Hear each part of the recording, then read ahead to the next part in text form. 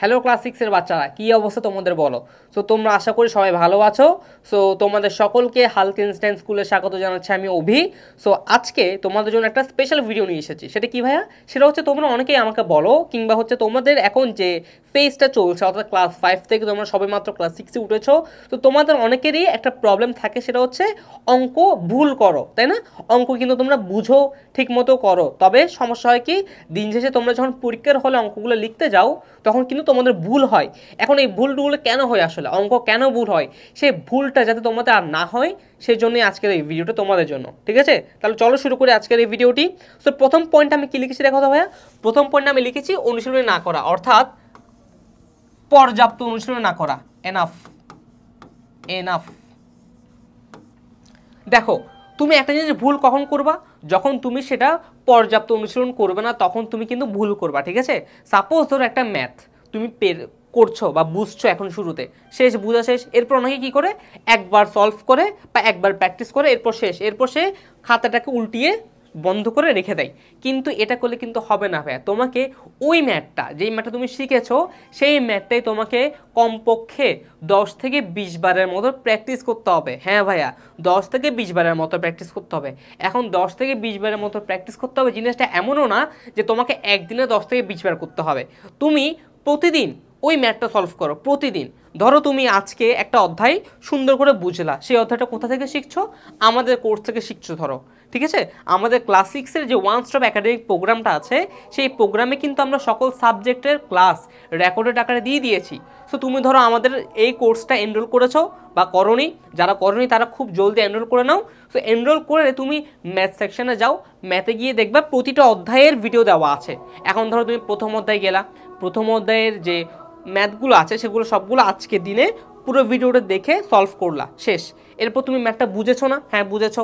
এরপর তুমি নিজে একটা প্র্যাকটিস করো একবার, তাহলে আজকের দিনে একবার প্র্যাকটিস করা শেষ, সকল ম্যাথ ডান। পরের দিন অর্থাৎ কালকে সেম ম্যাথগুলোই, অনুশীলনের ম্যাথগুলো তুমি নিজে থেকে সলভ করো, আবার দেখো পারো কি না। ধরো পারলা, তাহলে সেকেন্ড বার ট্রাই হয়ে গেল। এরপর পরের দিন আবার ট্রাই করো, বা দুদিন পর আবার ট্রাই করো, এইভাবে করতে থাকবা। ঠিক আছে, তাহলে দেখবা ম্যাথ তোমার ভুল হবে না, অঙ্ক তুমি ভুল করবা না। ঠিক আছে, সো যখন তুমি একটা অঙ্ক বারবার প্র্যাকটিস করো তখন কিন্তু জিনিসগুলো তোমার খুব সহজে আয়ত্তে চলে আসবে ভাইয়া। ক্লিয়ার? ডান। সেকেন্ড পয়েন্ট কি, ধীরে ধীরে করা, অর্থাৎ অঙ্কটা কি করতে হয় জানো ভাইয়া, আস্তে ধীরে করতে হয়। অঙ্কর সময় তুমি যদি জলদি করো বা তাড়াহুড়া করো তাহলে কিন্তু তোমার অঙ্ক ভুল হওয়ার অনেক সম্ভাবনা থাকে। ঠিক আছে, সো মাথায় রাখবা, অঙ্ক যখনই তুমি করবা ধীরে সুস্থে করবা, কখনো তাড়াহুড়া করতে যাও না। তাড়াহুড়া করতে গেলে কিন্তু অঙ্ক ভুল হয় ভাইয়া। ঠিক আছে, তাড়াহুড়া করতে গেলে আমরা প্রশ্ন ভুল দেখি, আমরা প্রশ্ন ভুল তুলি, আমরা মান ভুল লিখি, আমরা যোগ বিয়োগ করার সময় ভুল করি। যেমন আমার নিজেরও আমি যদি বলি, আমি যখন ক্লাস 6-এ পড়তাম আমি কিন্তু অনেক এই ক্যালকুলেশনগুলো ভুল করতাম। 5 সাথে 2 যোগ করলে কত হয়? 7, আমি লিখে দিতাম তার উপরে 6 লিখে দিতাম বা 5 লিখে দিতাম। সো এই ভুলগুলো আসলে হয়। সো তাড়াহুড়া কখনো করবা না, ধীরে সুস্থে ম্যাথ করার চেষ্টা করবা। ওকে, অ্যান্ড দেন দেখো, প্রশ্ন পুরো ভালো করে পড়া। তার মানে কি, আমরা অনেক সময় প্রশ্ন ভুল করে পড়ি বা হচ্ছে তাড়াহুড়া করে বুঝি না কি চেয়েছে। ঠিক আছে, ধরো লিখেছে 5 গুণ 2, তুমি করে দিয়ে আসছো 5 যোগ 2 7, তাহলে কি হলো? হলো না। সো এই ভুলগুলো কখন হবে ভাইয়া?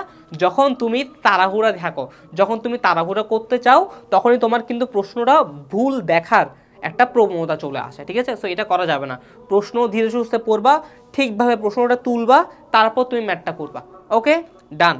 এরপর কি দেখো তো ভাইয়া, মুখস্থ না করা। সো এটা আমি অনেককেই দেখেছি যে ম্যাথ কি করে ভাইয়া, মুখস্থ করে। ঠিক আছে, কিন্তু ম্যাথ কিন্তু ভাইয়া মুখস্থ করার জিনিস না, ম্যাথ হচ্ছে বুঝে শিখার জিনিস। ঠিক আছে, তো তুমি আমাদের কোর্স দেখে ম্যাথগুলো আগে বোঝার চেষ্টা করো, নিজে বোঝা শেষ, এরপর নোট করো, নোট করা শেষ, এরপর তুমি নিজে ট্রাই করে দেখো তুমি পারো কিনা। তুমি না পারলে এরপর আবার সেই ম্যাথটা আবার বোঝার চেষ্টা করো, এরপর সলভ করো। ঠিক আছে, সো কখনো ম্যাথকে মুখস্থ করতে যেও না। ক্লিয়ার ভাইয়া?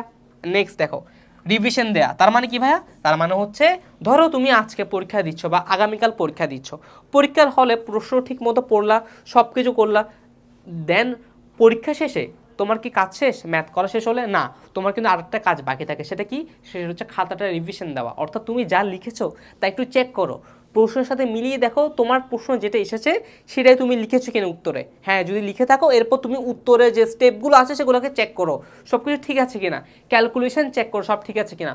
অনেক সময় হয় যে আমরা পরীক্ষার সময় তাড়াহুড়োয় লিখতে গিয়ে বা হচ্ছে এমনি ম্যাথ করতে গিয়ে অনেকগুলো ম্যাথ করতে গেলে কিছু ম্যাথ ভুল হয়, টুকটাক ভুল হয়।